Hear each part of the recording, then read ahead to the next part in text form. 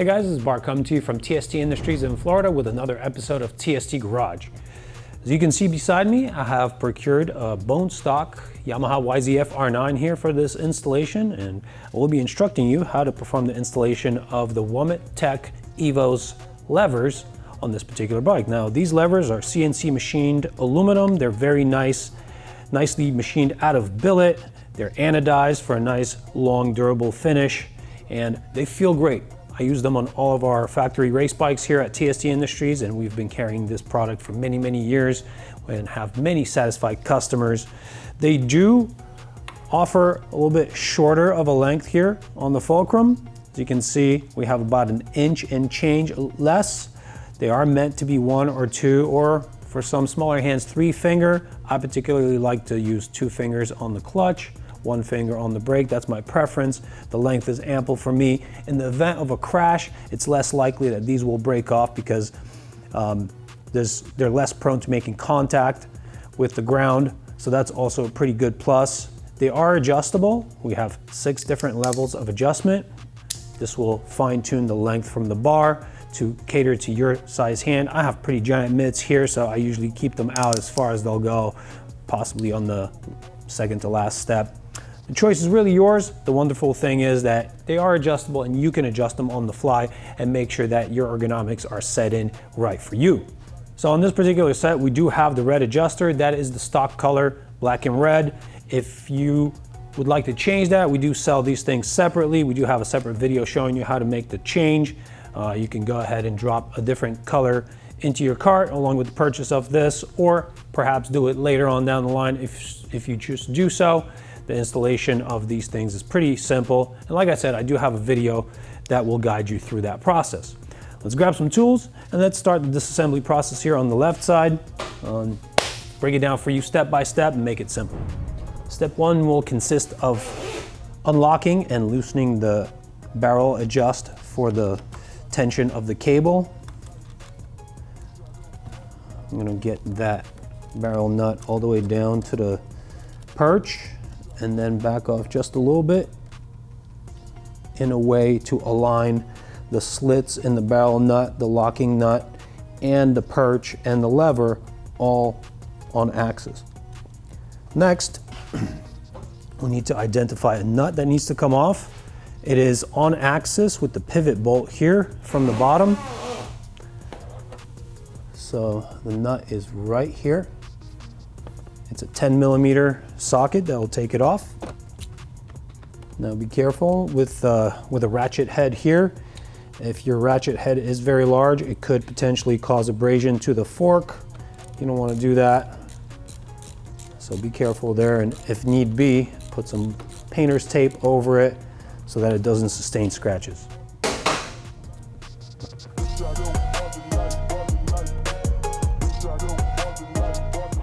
Once the nut is out, I'm going to grab a 4mm Allen and take the pivot bolt out. Now this entire assembly is loose. Just need to withdraw it sort of on a cammed motion in this direction, making sure that we don't adversely affect the button here from the reed switch. So you see this clears out here, and then the cable will clear out if we still have all that aligned, just like that. Flip that lever over, get the cable out of it. Be careful not to just let the cable go, it'll smack whatever's up above it. Now this bike's brand new. Doesn't really require much grease because there's still enough greased surface on it. If you're doing this on an older bike, you will need some grease. Surfaces will need to be cleaned off and re-greased. I typically just apply some grease on the surfaces that are contacting the perch and also inside the pivot hole. Get the pivot bolt through, move it around to distribute the grease.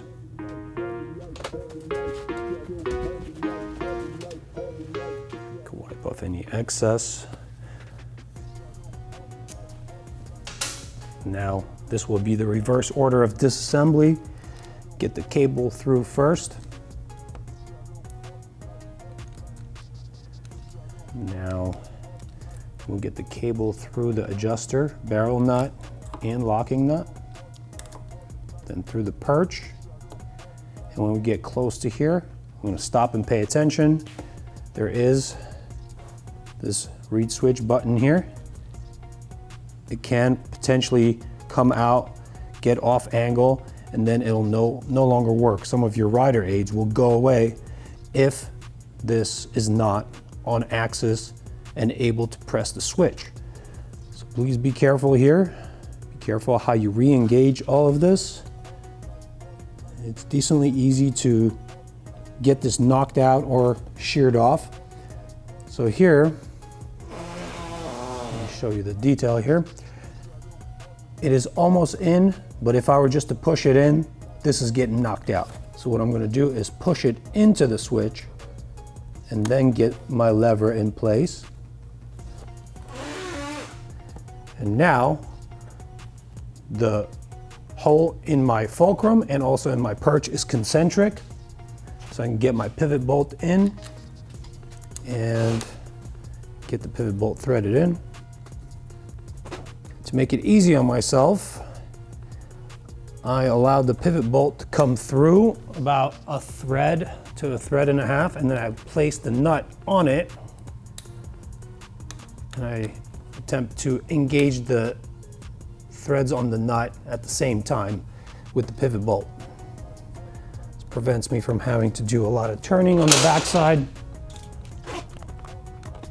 I'm going to turn this in to bottom out, and then I'm going to lock down the nut from the bottom.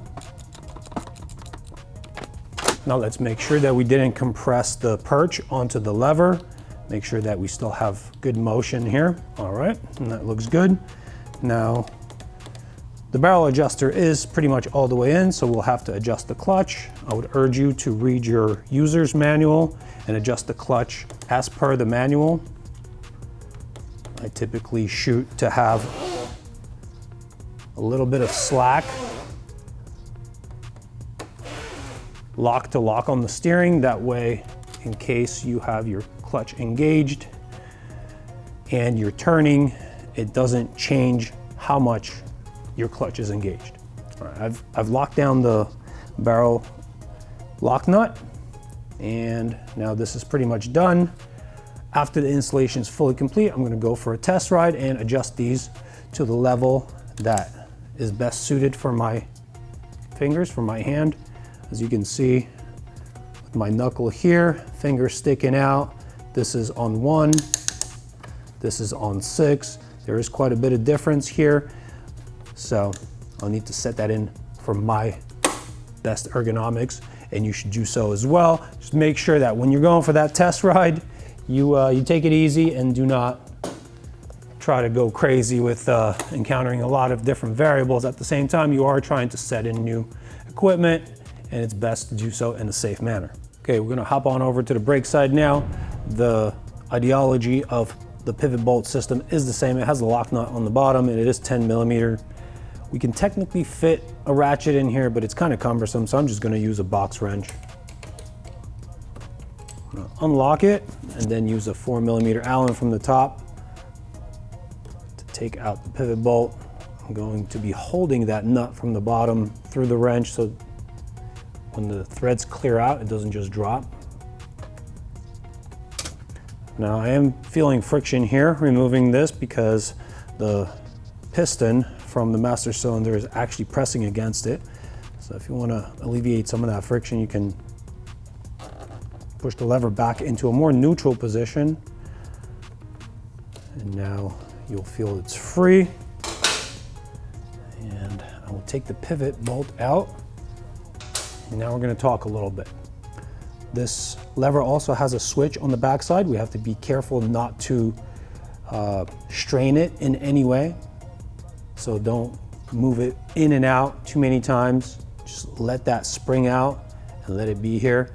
Here you also see a boot containing a push rod that engages the lever into the actual piston on the cylinder, this will likely just pop out.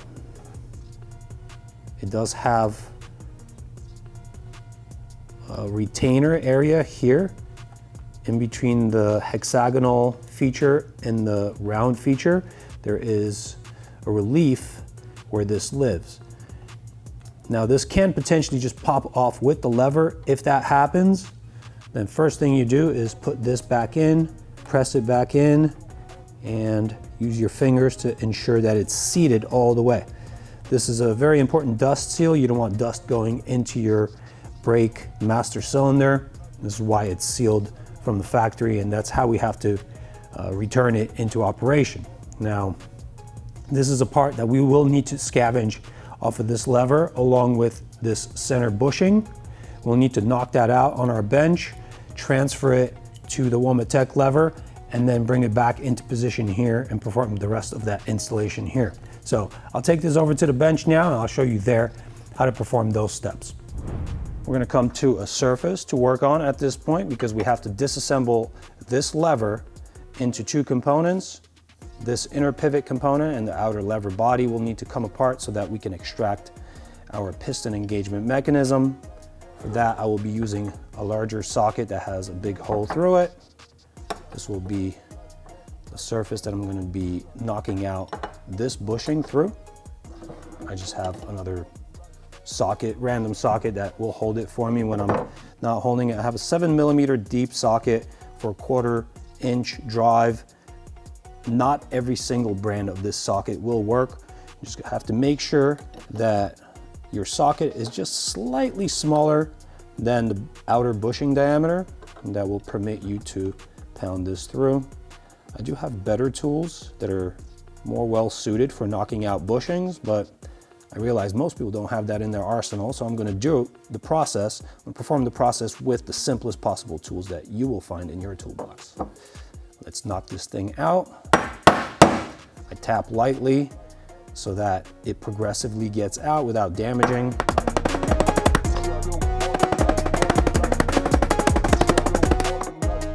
Okay, bushing's out. Now, as we take out the socket, these two pieces will separate. There is a spring loading this component against this component here, so make sure you hold it or use eye protection or something so you don't get a spring shot at your eyes. All right, now all of these components are separate. We are going to put away this component and this one. Spring goes as well, and now we reuse these components. I'm going to clean off our bushing, clean this guy off, get some new grease applied. Since our pivot bolt engages with the inside of that bushing, I'm going to clean off the pivot bolt as well. And I'm going to use that pivot bolt to distribute that grease inside that bushing. I'm going to get this guy greased up just a little bit. Just a little superficial grease. Make sure the surfaces are slidey and don't have a lot of friction. All right. Let's grab our lever here. The bushing will go in the main pivot hole, and we will have to tap this guy in. For that purpose, I will grab our socket again. This time I'm going to line it with a cloth because I don't want to damage the surface.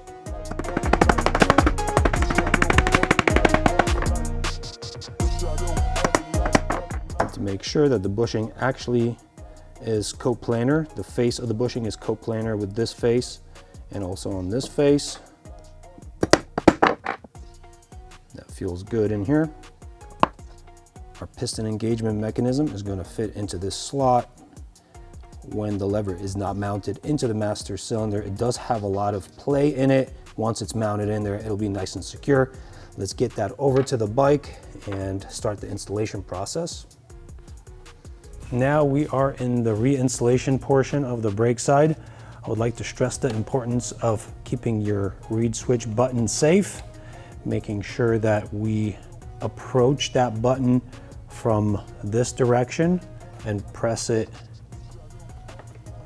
in when it's appropriate. I'm actually holding my finger over that button to make sure I don't strain it. I'm going to align this press feature, this barrel, with my seal. Make sure it goes in.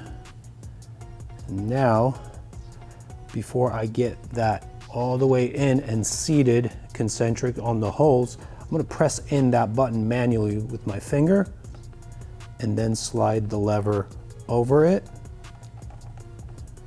Okay, and now I see my holes here concentric. I'm going to drop the pivot bolt through. Get this threaded in somewhat. Go through some checks, making sure that we haven't misaligned something, didn't forgo any step. Looks good.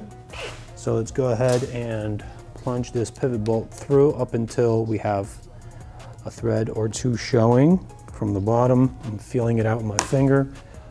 I'm going to place the nut over that and start engaging the threads of the nut at the same time as I'm turning this in.